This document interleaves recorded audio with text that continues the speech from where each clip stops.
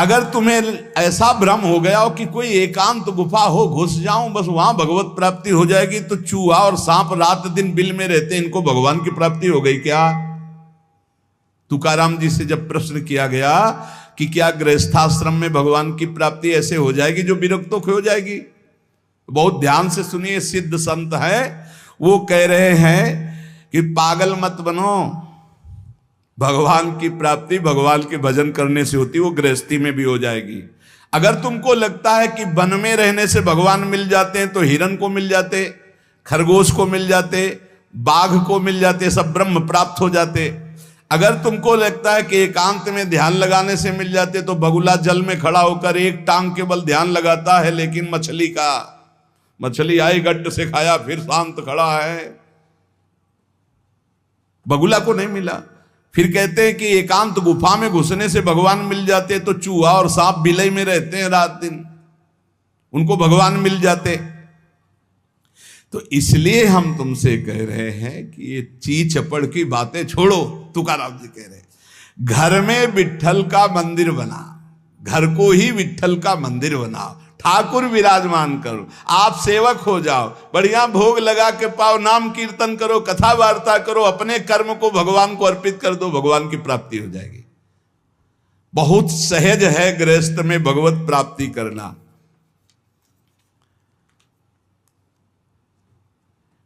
हम तुमसे पूछते हैं, जो लोग सोचते हैं अन्न नहीं खाएंगे तो भगवान की प्राप्ति हो जाएगी, तो कितने ऐसे जीव हैं हमारी प्रकृति में? तुकाराम जी कह रहे हैं ये बड़े महापुरुष हैं, किसी के कहो सांप खाता अन्न, करे क्या धान बक भी, कपट भरा भीतर भरा उदर मल से, करे चूहा भी एकांत गदहा भी भभूत रमावे, तुका जल नक्राले काग ही नहाए कहो तो। क्या अन्न न खाने से भगवान मिल जाएंगे?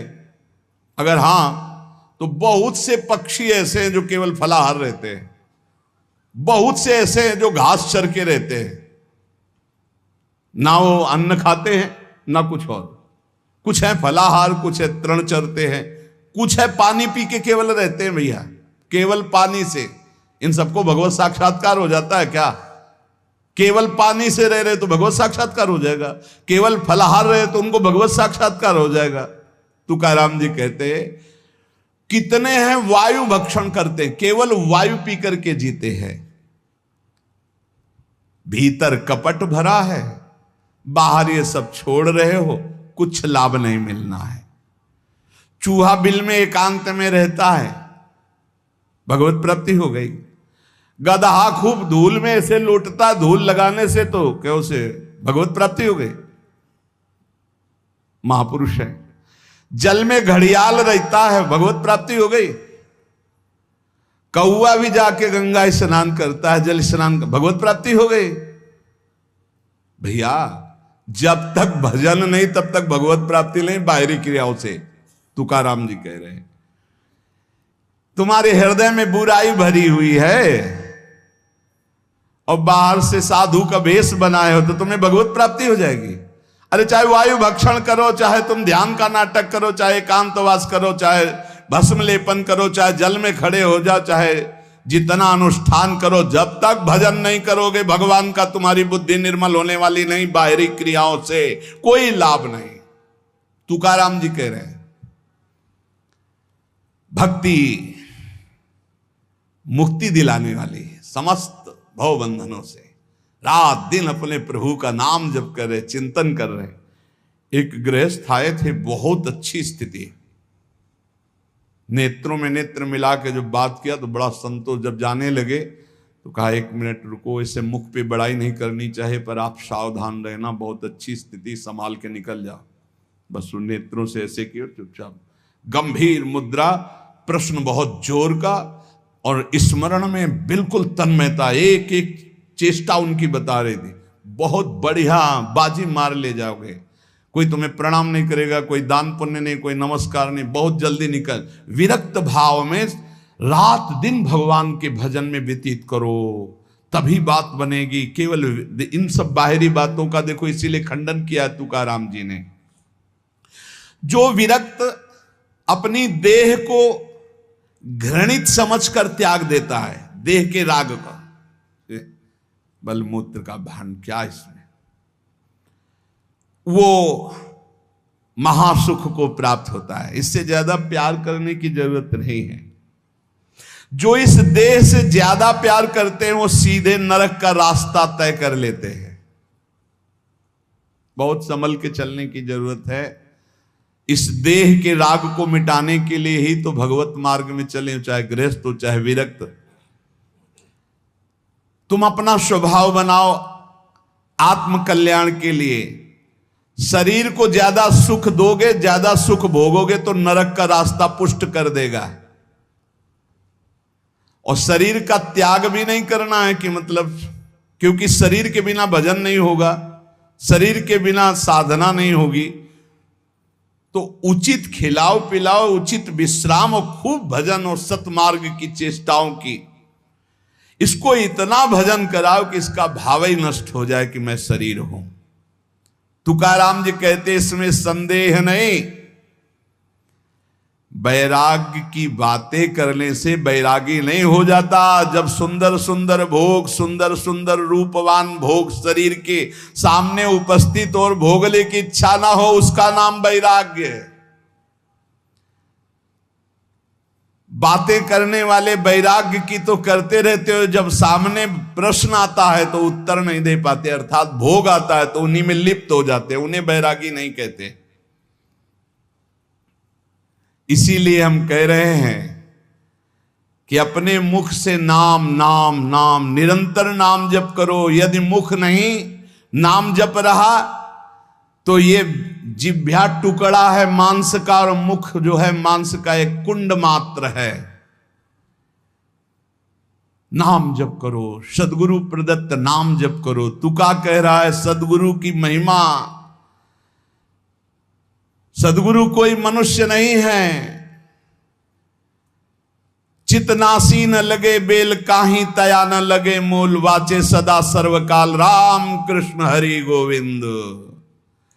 गुरुदेव ने जो नाम दिया है वो कोई मनुष्य नहीं, वो साक्षात राम कृष्ण हरि ही है। बंदो गुरुपद कंज कृपा सिंधु नर रूप हरि। उन्होंने चिंतन के लिए तुम्हें जो दिया है, सारा समय उस चिंतन में लगा दो। अमूल्य है तुम्हारा जीवन। हर समय राम कृष्ण हरि गोविंद नाम जिह्वा पर बना रहे। चिंतन नासी न लगे बेल, सर्वकाल करावे। चिंतन के लिए कोई समय नहीं है ऐसा कि हम नहा धो के फिर चिंतन करेंगे। अगर शौचालय में ही मृत्यु हो गई तो हर समय नाम जप, हर समय नाम जप। सदा राम कृष्ण हरि गोविंद का चिंतन करो। एक सत्य सार यही है, ना फलाहार रहने से, ना जल पीने से, ना वायु भक्षण से, ना इन सब बाहरी बातों से भगवत प्राप्ति नहीं होती। भगवत प्राप्ति होती सदैव भगवत चिंतन करने से, नाम चिंतन करने से। भगवान नाम कीर्तन भगवान की प्रसन्नता के लिए, भगवत कथा भगवत प्रसन्नता के लिए। तुकाराम जी कहते हैं गीता है, श्रीमद् भागवत है, ये भगवान की प्राप्ति के लिए चर्चा हो रही है। जो भगवत प्रसाद रूप मिल जाता है उससे जीवन यापन का। जब तक जीवन है हमें हर समय भगवान नाम जप, भगवत कथा, भगवत भक्तों का संग, यही करना है। प्रभु के नाम की महिमा प्रभु ही समझ सकते हैं, दूसरा कोई नहीं समझ सकता। या प्रभु समझा दे पुरुषोत्तम तो समझ पावे। कर्म के फेर में पड़ा हुआ जीव अगर अट्टहास करके नाम पुकारने लगे तो कर्म बंधन नष्ट हो जाए। राधा राधा राधा जोर से चीख चीख कर, तो बोले कर्म बंधन विध्वंस होते हैं। जितने के कानों में नाम पड़ेगा सबका मंगल होता चला जाएगा। तुकाराम जी कहते जो मैं कह रहा हूं उसे सुनो। मैंने इसलिए कहा कि आप नाम को और कथा को बेचो मत, क्योंकि ये रहस्य की बात है। इससे श्री कृष्ण अधीन हो जाते हैं। विठोबा का नाम, विठोबा की कथा विठोबा को अधीन कर लेते हैं। महापुरुषों के वचन समझने हैं। जैसे सत स्त्री के अधीन उसका पति हो जाता है, उसके आचरण, उसका व्यवहार अपने पति को अधीन कर ले, ऐसे सद्भक्त भगवान को अधीन कर लेते हैं। यहां तुकाराम जी भगवान की अधीनता के लिए कह रहे हैं, तुम अपने परमार्थ को खो मत। तुकाराम कह रहे हैं धन के अधीन हो जाना, काम के अधीन हो जाना, नरक की यात्रा करना है। इसलिए विठोबा के अधीन हो जाओ, रात दिन नाम कीर्तन करो, तुम्हारी वांछा पूर्ण हो जाएगी, तुम्हारी मनोकामनाएं पूर्ण हो जाएंगी। मदारी का बंदर वैसे नाचता जैसे मदारी नचाता है, ऐसे उमादार जो सिद्ध की नाई सबई नचावत राम गोसाई, उनसे प्रार्थना करो, तुम्हारा नाचना बंद हो जाएगा माया का, दूसरा कोई नहीं रोक पाएगा, क्योंकि इस नाचने का रिमोट उन्हीं के हाथ में। मामे वे प्रपद्यन्ते माया में ताम तरंती थे। कभी भी उपासक भेद मत में पढ़कर तर्क वितर्क न करे।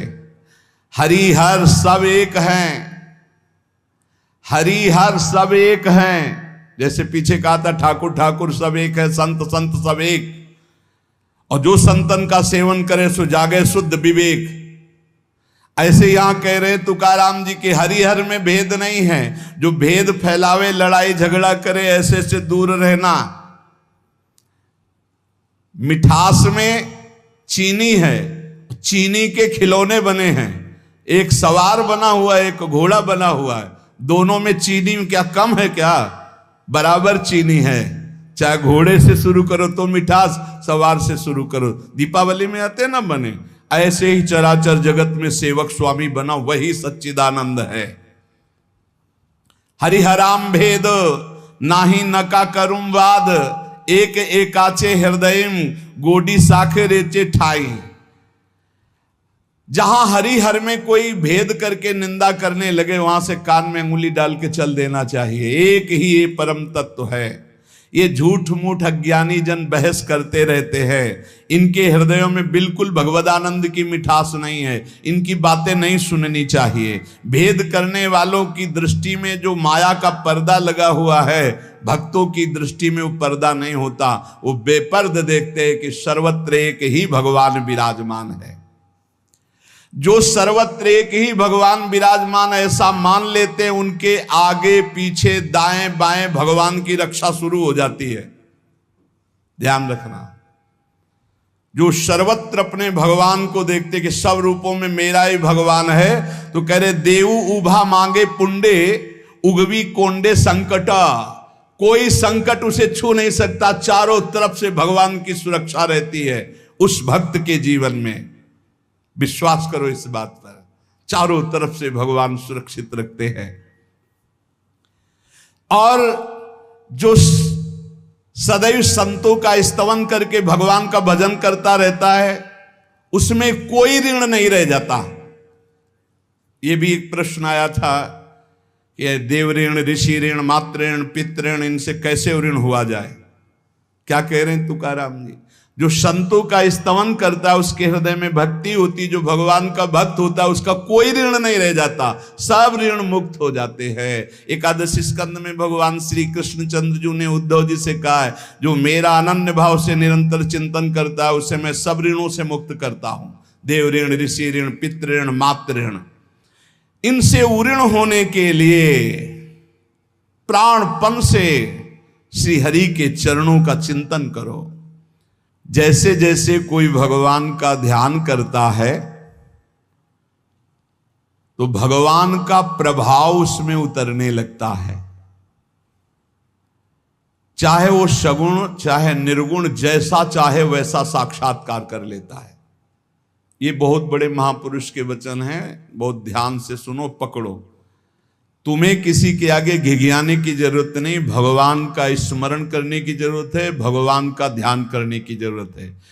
जैसे जैसे कोई भगवान का ध्यान करता है, तो भगवान के सब सद्गुण उसमें आने लगते हैं।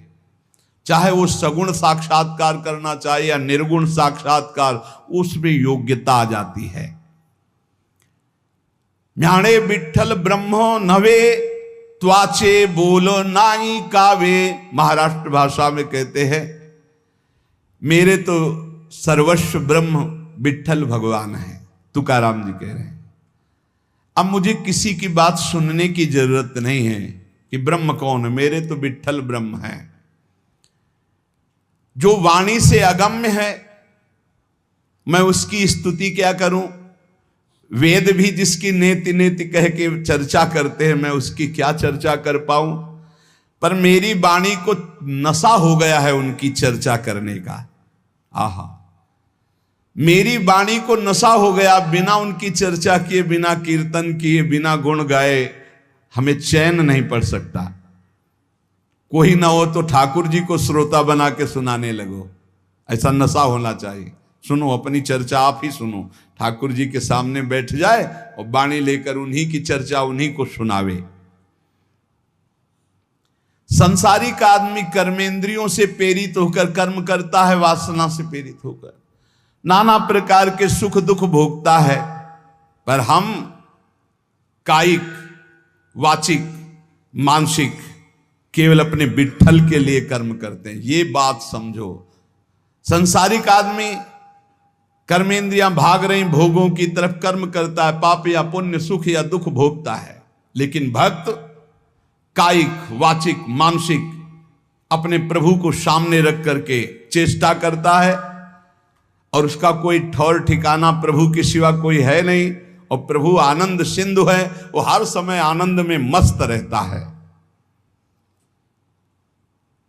कहीं किसी और का प्रयोजन नहीं रह गया है।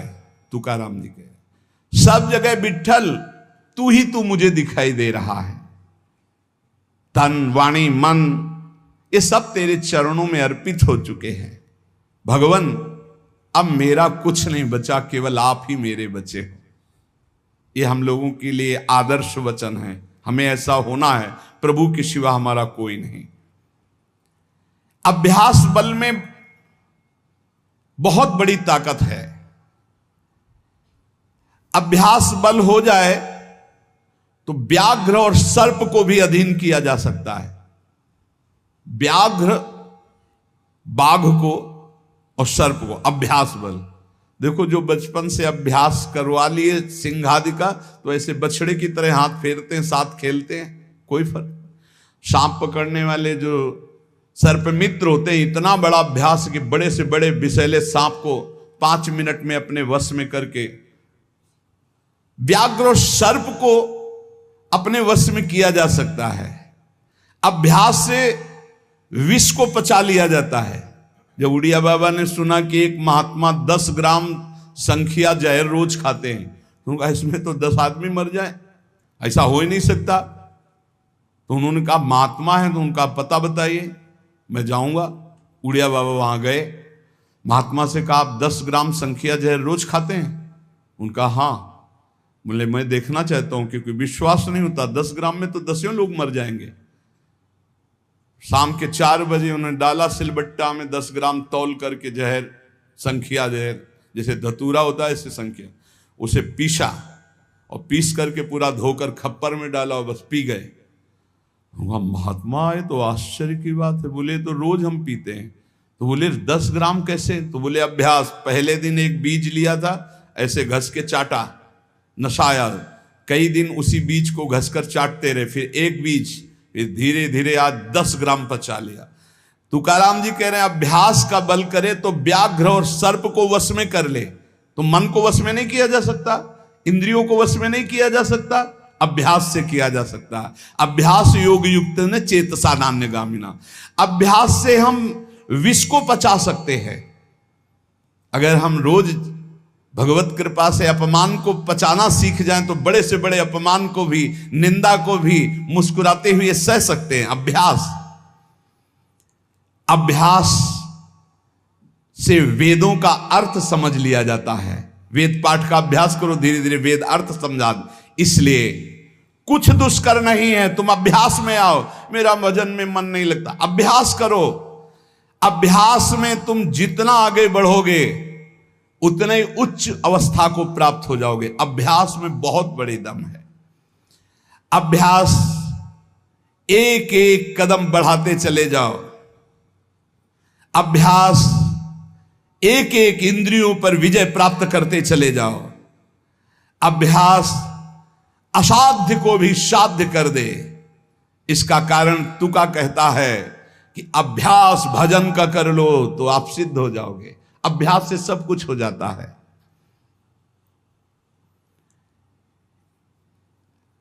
संत जब घर आते हैं तभी दशहरा और दिवाली माननी चाहिए, जो भगवत प्रेमी महात्मा है। बहुत बड़ा प्रभाव है, इसीलिए उस प्रभाव का दुरुपयोग असाधु जन कर बैठते हैं। मूर्तमान परम पवित्रता और तीर्थ चलकर आज आ रहा है, ऐसा अनुभव होता है जब संत आते हैं। आज ही दिवाली दशहरा श्री साधु संत आले घरा, तुकाराम जी कह, आज ही हमारी दिवाली और दशहरा हो गया, क्योंकि भगवत प्रेमी महात्मा हमारे घर पधारे या भगवत प्रेमी महात्मा का सानिध्य मिला। साधु संत एति घरा तोची दिवाली दशहरा, हमारे लिए उत्सव है जब भगवत नाम जापक भगवत प्रेमी महात्मा आए, उनका चरणोदक लिया, उनकी वंदना की और बैठ करके उनसे हम भगवत चर्चा की। ऐसे जो भक्तजन हैं उनके संग का परिणाम क्या होता है कि भगवत साक्षात्कार के लिए छटपटाहट पैदा हो जाती है। जैसे जल से मछली को निकालो तो विकल होकर तड़पने लगती है। जीवना वेगली मासूली तुका तैसा तलमली, जैसे जीवन के लिए मछली जल के लिए तड़पने लगती है, बाहर हटा दो, ऐसे सत्संगी का जीवन तड़पने लगता है भगवान की प्राप्ति के लिए। तभी माना जाएगा सत्संग हुआ है। सत्संग का ये फल है। बड़े भाग पाइप सत्संगा, बिनय प्रयास होई भवभंगा। संत आधि देवा मग, अगर एक तरफ बड़े बड़े देवता खड़े हो, एक तरफ संत खड़े हो, तो पहले आराधना किसकी करनी चाहिए? तो बोले देव सरावे परते संत पुजावे आरते। पहले संत सेवा, बाद में देव पूजा। जैसे लब्ध्वा जन्म मर प्रार्थ्यम मानुष्यम,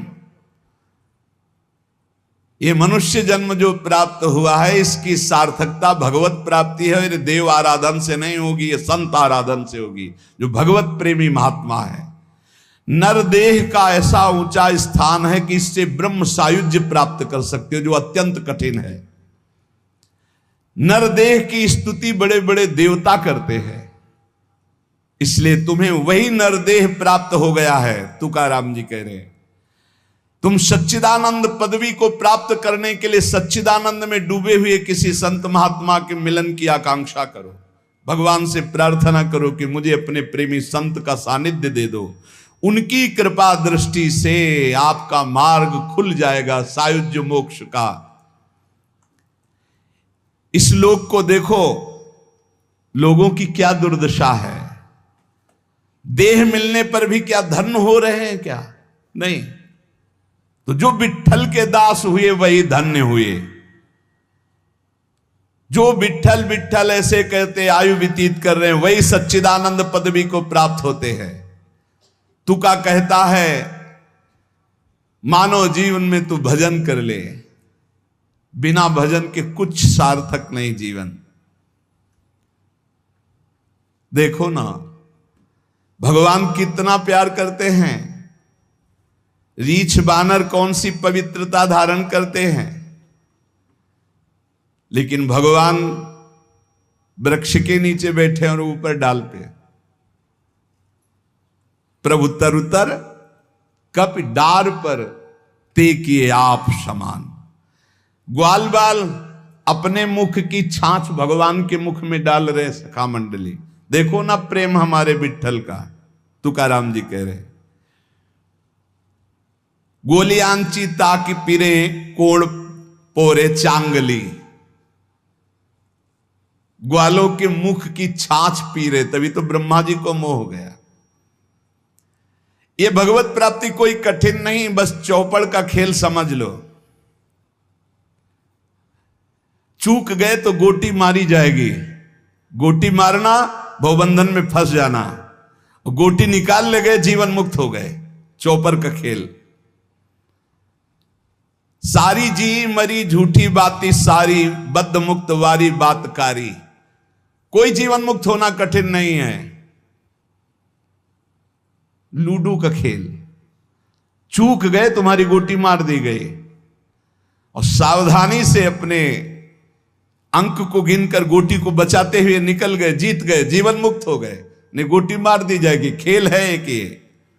सारी वही गोटी, सारी मारी गई, सब झूठा हो गया, खेल बेकार हो गया, हार गए। और सारी मारी नहीं गई, निकल गए तुम तो मुक्त हो गए। खेल रखा है भगवान ने।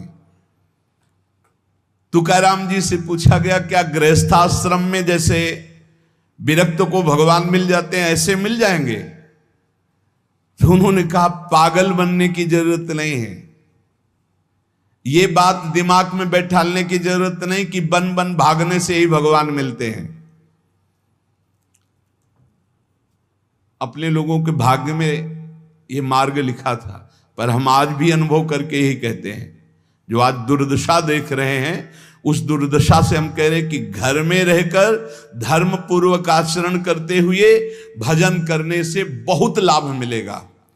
विरक्त मार्ग बहुत ही मतलब आग पे चलने का मार्ग है, खिलवाड़ नहीं है। आप ये समझ लो, खिलवाड़ नहीं। सफीपुर एक गंगा किनारे स्थान है, तो वयोवृद्ध महात्मा सन्यासी रहते थे। तो उनके घर के कुछ लोग गुड़ और ये सामग्री लेके गए, तो उनका गंगा जी में डाल दो या किसी और को दे देना। नहीं, मुझे आपका एक भी अन्न का टुकड़ा नहीं, मैं विरक्त हूं, आपका सेवन नहीं कर सकता। और आप यहां से कुछ एक भी टुकड़ा लेने की सोचना मत। आप ऐसे खरे स्वभाव वाले संतों को देखा कि अपने विरक्त मार्ग के पंथ के जो नियम हैं वो बड़े कट्टर भाव से निर्वाह करने वाले। आज समझे में नहीं आता, हमसे चूक हो जाती है। तो जो हमें विरक्त मार्ग से चलकर लाभ मिलना था वो नहीं मिल पाता। श्री तुकाराम जी कह रहे हैं, वन में यदि भगवान होते तो हिरण को भगवान मिल जाते, तुकाराम जी की वाणी है। खरगोश को मिल जाते, बाघ को मिल जाते, ये सब भगवत प्राप्त हो जाते। देखो, जब आनंद मिलेगा तब मन पंगु हो जाएगा। जैसे भौरे में बहुत बड़ी ताकत है कि चाहे जितना मजबूत काठ हो, वो बड़े मौज से खेलते खेलते उसमें छेद कर देगा। जब कमल की पराग वृत्ति में वो पहुंचता है तो थोड़ा सा भी पराग को धक्का न लगे, शांत होकर बैठ जाता है। चाहे जीवन खोना पड़े, वो कमल की पंखुड़ी को नहीं काटता। ऐसे उदाहरण दे रहे, ऐसे ही तुम्हारा मन तब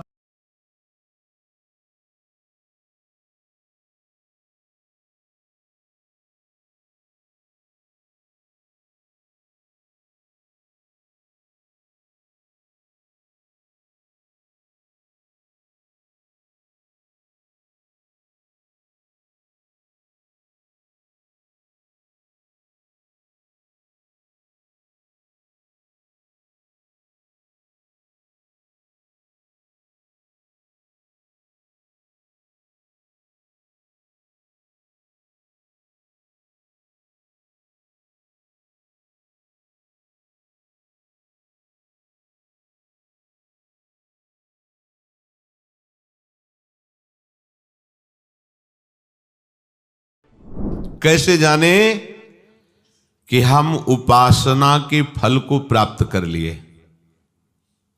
लक्षण है उसके। किसी भी साधन से चले जब ये लक्षण आ जाए तो जान लेना कि साधना परिपक्व हो गई, साधना पक गई, अर्थात वो सिद्धावस्था को प्राप्त हो रहा है। क्या लक्षण? सबसे पहला लक्षण उसके अंदर आता है मरने का भय खत्म हो जाना,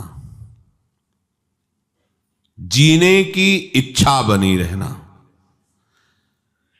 पहला है मरने का भय खत्म हो जाना। चाहे वो कर्मयोगी हो, ज्ञान योगी हो, भक्ति योगी हो, या किसी भी अष्टांग योगी हो, किसी भी मार्ग का पथिक हो, उसकी जब सिद्धावस्था आती है तो सबसे पहला लक्षण प्रकट होता है निर्भय। सब भयों से भी बड़ा भय है मृत्यु का भय। उस उपासक के हृदय में किंचन मात्र भी मृत्यु का भय नहीं रह जाता।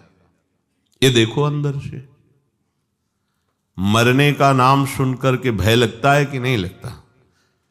अगर लगता है तो अभी साधना पथ पे हो, अभी लक्ष्य पे नहीं पहुंचे। लक्ष्य में पहुंचने पर मृत्यु का भय ही नहीं है, किसी भी तरह से उसे कष्ट नहीं। कैसे? जैसे नाटक चल रहा हो और उसमें सामने विपक्ष से वार किया गया और मरने का वो नाटक किया, उसको कोई भय लग रहा है? सामने से तलवार भाला गोली मारी जा रही, क्योंकि वो नाटक है। उसको पता है मुझे ठीक ऐसा ही रोल निर्वाह करना है जिससे दर्शक देख करके वाह कर रहे हो। बिल्कुल उसमें वो जान करके नाटक करता है, वो जान करके ऐसी उपस्थित सीन करता है कि सामने वाला प्रभावित हो जाए। उसको मृत्यु का भय थोड़ी लग रहा है, क्योंकि जान रहा नाटक है। ऐसे ही ठीक जो परिपक्व अवस्था को प्राप्त है वैसा ही नाटक देखता है। जैसे प्रलय में भी भयभीत नहीं होता भक्त, ऐसा शास्त्रों में आया। तो सैकड़ों हजारों आप नाटक देखते, उसमें देखते सैकड़ों लोग मारे जा रहे हैं, गांव के गांव जलाए जा रहे हैं, आपको थोड़ी भी पीड़ा नहीं होती, क्योंकि मूल में आपको पता है नाटक है, ये दिखावटी है, वास्तविक ऐसा नहीं है। ऐसे ही उस पवित्र अंतःकरण वाले परिपक्व अवस्था को प्राप्त हुए किसी भी साधन पथ से जो चला है, उसको संपूर्ण संसार का नाटक रहस्य पता चल जाता है। इसलिए महाप्रलय में भी केवल नाटक देख रहा है। जैसे अपने गांव का गांव आग लगाई जा रही देख रहे, पर कोई भय या दुख नहीं, क्योंकि पता है नाटक है, झूठा है। ऐसे ही ये मिथ्या, ब्रह्म सत्यम जगन मिथ्या, ये मिथ्या है। वो अपने शरीर को ऐसे मिथ्या अनुभव का है तो अनुभव होता है, जो मिथ्या है तो उसे अनुभव हो रहा है। अब उस असत शरीर के छोड़ने का उसे कोई भय नहीं है, क्योंकि उसने पहले ही छोड़ दिया है। माना हुआ अपनापन प्रभु के चरणों में ऐसा समर्पित हुआ कि देह शुद्ध ही गई, देह कुटुंब ते जाए छूट सब ही विधि नातो। जब तक मरने का भय है तब तक परिपक्व अवस्था नहीं है। मृत्यु का भय खत्म हो जाए। जांचो, यहां सब 1 मिनट में लीला प्रवेश की बात करते हैं। मुझे भगवत प्राप्ति हो गई, मुझे ब्रह्म बोध हो गया है, तो ऐसे कपड़ा क्यों रखे? बोले वो व्यक्ति दिखाई देते हैं ना, ब्रह्म बोध हो गया और व्यक्ति दिखाई देते हैं। जिसे ब्रह्म बोध हो जाता है उसकी ब्रह्म दृष्टि हो जाती है, व्यक्ति कहां? गलत नहीं चलो, सही से चलोगे तो ब्रह्म बोध हो जाएगा। इसीलिए तुम्हें मनुष्य शरीर मिला है। हाँ, मुझे राधा कृष्ण का साक्षात्कार हो गया। अरे जब तक मैं हूं तू है तब तक कहां साक्षात्कार है? जिन्हें साक्षात्कार होता है वो वही होते हैं। जानत तुम्हें हो जाती। मैंने साक्षात्कार किया वो कर ही नहीं सकता। जिसने साक्षात्कार किया बताने वाला ही नहीं रह जाता। जो बताया जाता सब बाहरी बात होती है, आंतरिक तो बता ही नहीं रहता। मरने का भय खत्म हो जाए बस। दूसरा, जीने की इच्छा ना रह जाए।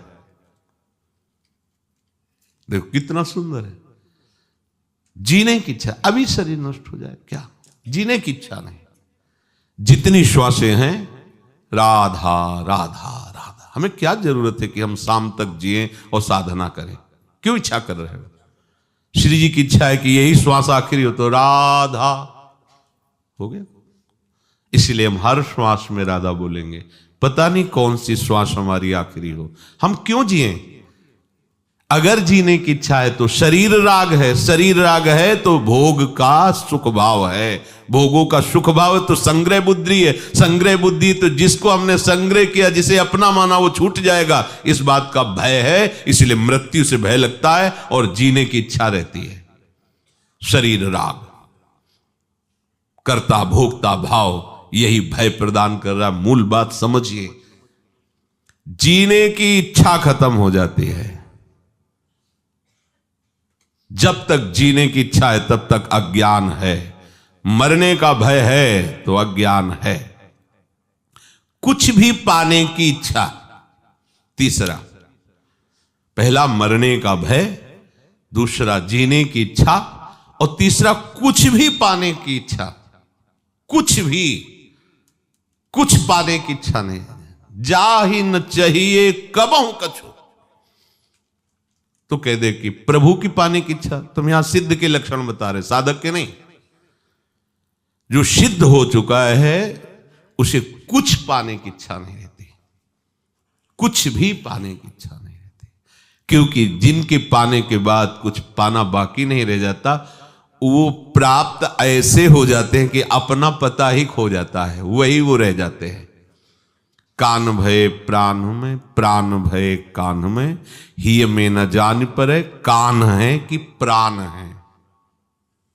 प्राणनाथ श्यामाजू का ऐसा अधिकार हो जाता है, संपूर्ण इंद्रिय मन बुद्धि चित्त अहंकार स्वभाव सब भगवत में, सब प्रभु में। तो जब तक खोज चालू है तब तक मैं है, और जब खोज पूरी हुई तो जिनकी खोज है वही रह जाते, खोजने वाला नहीं रहता, खोजने वाला ही नहीं रहता। पाने की कोई भी इच्छा, कुछ भी पाने की इच्छा, ये कचाई है, और वही सिद्ध है जिसे कुछ पाने की इच्छा नहीं। करने का राग, ये करना है, जब तक ये है तब तक वो परिपक्व अवस्था को प्राप्त नहीं है। महापुरुषों के द्वारा भी चेष्टाएं होती हैं, जिसे आप कह सकते हो कि उन्होंने वो किया, आप कह सकते हो, वो नहीं, क्योंकि उनका कुछ भी नहीं बकाया रहा। तो जो क्रिया हो रही, तुम निमित्त केवल उनको दे सकते हो, करने वाले प्रभु ही हैं, क्योंकि उनके मन में बुद्धि में चित्त में अहम में चेष्टा में केवल प्रभु होते हैं। प्रभुमय हो करके प्रभुमय जगत में प्रभुमय कार्य हो रहा है। वो संसारी होकर संकल्प विकल्प करके कर्ता भाव से कुछ नहीं। ये सिद्धावस्था का लक्षण है। मरने का भय नहीं, जीने की इच्छा नहीं, कुछ भी पाने का लालच नहीं, कुछ भी करने का राग नहीं। ये हो गई स्थिति। ये स्थिति के बाद आगे चलकर फिर प्रेम रस है। ये स्थिति सबको प्राप्त होती है, चाहे वो ज्ञान योगी हो, चाहे अष्टांग योगी हो, चाहे कर्म योगी हो, चाहे भक्ति योगी हो। भक्ति योग में ये महामहिम स्वरूप है कि वो यही नहीं टिकता, अब इसके बाद उसके अंदर इच्छा जागृत होती है। ये जो इच्छा होती है, ये जागतिक इच्छाएं नहीं है। देखो, संपूर्ण श्रीमद राधा सुधा निधि में इच्छा ही जागृत की गई। ऐसा कब होगा? हम श्री जी के लिए ऐसी सेवा करेंगी, ऐसा श्री जी की विचिन्वंती के शान क्वचन कर जई कंचुक पटम को चाप्या मुंचंती कुछ कनक दिव्य कलसयो। ऐसा कब होगा? पत्रावलिम रची तुम कुछ योग कपूर। ये इच्छा ऐसा महामहिम स्वरूप है जो बड़े बड़े सिद्धों के लिए भी दुर्लभ है। प्यारोढ़ क्षमते न यच्छु शुकादी नाम तो ध्यानगम संभाव्योपि विरंचिनारद शिवो। यहां तक पूर्ण हो गया। अब ये पूर्ण के बाद जो यात्रा होती प्रेमियों की होती है, वो अखंडानंद और ये अनंतानंद, अनंतानंद स्वरूप में, प्रेम में। तो उपासक को सर्वत्र किसी भी साधन में लगे हुए उपासना मार्ग वाले पथिक को कभी भी अलग करके न देखे। ये सब उसी प्रभु को भजने वाले प्रणाम। पर हमें अपने आराध्य देव में तन्मय होना है, क्योंकि वही प्रभु है। ये निंदा स्तुति का किंचन मात्र कोई प्रवेश का स्थान ही नहीं है। ये जो एक दूसरे उपासना की खींचातानी करते रहते हैं, ये अज्ञानी हैं। ये न कर्मयोगी है, न ज्ञान योगी है, न भक्ति योगी हैं। ये झगड़ा योगी है। झगड़ा करना, एक दूसरे को ऊंचा नीचा दिखाना, यही विषम संसार का स्वरूप है। कहां अवसर है किसी के विषय में बोलने का, किसी भी मार्ग के उपासक को। सब भगवत कृपा से अपने अपने मार्ग में चल रहे। सबको प्रणाम। हमको जो गुरुदेव ने मार्ग दिया, हम उस मार्ग में चल। जहां कलह है, एक दूसरे में छोटा बड़ा है, निंदा स्तुति है, इसी का नाम अज्ञान है। वो कोई उपासना में नहीं, वो केवल कलह है, वो केवल अशांति है, वो केवल अज्ञान है। किसी भी मार्ग का उपासक किसी की भी निंदा नहीं कर सकता, उपासकों की तो बात जाने दो। सब मार्ग से एक ही तत्व का बोध होता है। जो ऐसा देखता है, भगवान कहते हैं, वही वास्तविक देखता है। संन्यासस्तु महाबाहो दुःखमाप्तुम योगतः योग युक्तो मुनिर्ब्रह्म न चिरेणादि गच्छति। परंतु हे महाबाहो, भगवान ने बताया कि कर्मयोग, सांख्य योग, ये सब एक ही तत्व की प्राप्ति कराने वाले हैं। आगे के श्लोक में कह रहे परंतु, मतलब अब कुछ अंतराय वर्णन कर रहे हैं। परंतु हे महाबाहो, कर्मयोग के बिना सांख्य योग की सिद्धि नहीं हो सकती, बहुत कठिन है। और मननशील कर्मयोगी को बिना किसी अन्य साधन का आश्रय लिए ब्रह्म की प्राप्ति हो जाती, भगवत प्राप्ति। सांख्य योगी को, ज्ञान योगी को प्रायः वर्णन किया गया कि समस्त कर्मों का नाश कर दे, पर उसका रहस्य भगवान बताते, कर्म त्याग करना संन्यास नहीं है। कर्म का कर्ता भाव त्याग करना और कर्म का फल त्याग करना, यह संन्यास है। कोई आकांक्षा न रहते हुए शरीर से जितनी भी चेष्टाएं हो रही हैं, वो गुणों के द्वारा प्रेरित हो रही हैं, उसमें मैं करता नहीं हूं, इसलिए गुणानुगुण वर्तनते। और जितनी चेष्टाएं हो रही वो सब मंगलमय, दूसरों के सुख के लिए हो रही, भगवत प्राप्ति के लिए हो रही, भगवत प्रीत्यर्थ हो रही। तो उसे अन्य कोई साधन करने की जरूरत नहीं, इसी से ब्रह्म प्राप्ति हो जाएगी। लेकिन जो केवल ज्ञान मार्ग में है, उसको साधना करनी पड़ेगी कर्मयोग की। क्या? जैसे अपने गुरु की आराधना है, उनकी आज्ञा में रहना है, शास्त्र सम्मत भगवत आराधना करनी, और उसका फल होगा हृदय निर्मल होगा, तत्वबोध हो जाएगा। केवल ज्ञान पढ़ करके और उपासना स्वीकार न करे, बिल्कुल उपासना, तो वस्तु को प्राप्त नहीं हो सकता। बड़ा कठिन है शरीर राग त्यागना, लेकिन कर्मयोगी का ऐसा हो जाएगा। सांख्य योगी का लक्ष्य होता है तत्व का अनुभव होना, परंतु राग शरीर से रहता है। अब ये राग बिना मिटे तत्व का अनुभव नहीं होगा। इस राग के मिटाने के लिए उसे साधना करनी पड़ेगी, और राग मिटाने का सुगम उपाय है कर्मयोग का अनुष्ठान। जब दूसरों के हित के लिए, दूसरों को सुख पहुंचाने के लिए चेष्टा की जाती है, तो वो बांधती नहीं, वो मुक्त करती है। और जब अपने लिए की जाती है, अपने सुख के लिए, तो वो बांधती है। ज्ञान युग के पथिक को भी ये आचरण करना ही पड़ता है। गुरु की आज्ञा में रहना, गुरु की सेवा में रहना, उनके अनुसार जगत मंगल के लिए नाम कीर्तन करना। वो भक्ति भगवान की प्रेममय उपासना नहीं है वहां, पर वो नाम कीर्तन करेगा, वो आराधना करेगा। कोई भी, जैसे ज्ञान मार्ग के पथिक के भगवान विश्वेश्वर विश्वनाथ जी को जल चढ़ाना, अर्घ देना, सब कर रहे हैं, तो करना पड़ेगा, उससे राग मिटेगा। यद्यपि ज्ञान की सिद्धि अक्रियता में है, अकर्ता, वो स्वरूप है, अब भी है, अज्ञानी के अंदर भी वही है। स्वरूप अकर्ता है, स्वरूप आकांक्षा रहित है, उसमें कोई चाह नहीं। पर जब तक हम उस स्थिति को नहीं पहुंचते, तब तक देह भाव में जो हमारा राग हो गया है, इसको मिटाने के लिए आराधना करनी ही पड़ेगी। आद्य गुरु भगवान शंकराचार्य जी कह रहे हैं कि जंतु नाम नर जन्म दुर्लभ मतः पुंसस्त्वं ततो विप्रता तस्माद्वैदिक धर्म मार्ग परता विद्वत्मस्मात् परम। आत्मानात्म विवेचनम स्वनुभयो ब्रह्मात्मना संस्थितिर मुक्तिर्नो सतकोटि जन्म सुकृत पुण्यर्विना लभ्यते। जीव को मनुष्य जन्म मिलना बहुत दुर्लभ है।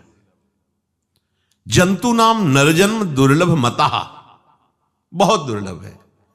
शास्त्र में जगह जगह महाराज निमि नो योगेश्वर से कहे दुर्लभो मानुषो देहो, बड़े भाग मानुष तन पावा। जगह जगह इसकी दुर्लभता है, क्योंकि इससे भगवत प्राप्ति होती है। यही बात दुर्लभ है। नहीं तो देवताओं के ऐसे शरीर है कि जहां से निकल जाए तो सौरभ छा जाए, सुगंध ही सुगंध छा जाए। उनके पसीना नहीं आता, उनके बाल नहीं पकते, दुर्गंध युक्त कोई मल आदि नहीं, सब दिव्य हैं, देवता है। लेकिन देव दुर्लभ कहा गया है शरीर। बड़े भाग मानुष तन पावा, सुदुर्लभ। ऐसी वहां सब सुंदरियां हैं, ऐसी सेवा सामग्री है, बड़े बड़े मुनियों के हृदय में क्षोभ हो जाए ऐसी सुंदरियां हैं। और वो मनुष्य शरीर के सामने उनको कुछ गिना नहीं गया। सुर दुर्लभ सदग्रंथन गावा। देवताओं को दुर्लभ है शरीर, जबकि उनका शरीर वो वायु मार्ग से चल सकते हैं, उनको जमीन की आवश्यकता नहीं, जमीन स्पर्श भी नहीं करेंगे। अंतरिक्ष में, आकाश, जहां मन किया तत्काल वहीं पहुंच गए, जैसे उनकी जैसी सिद्धि देवता।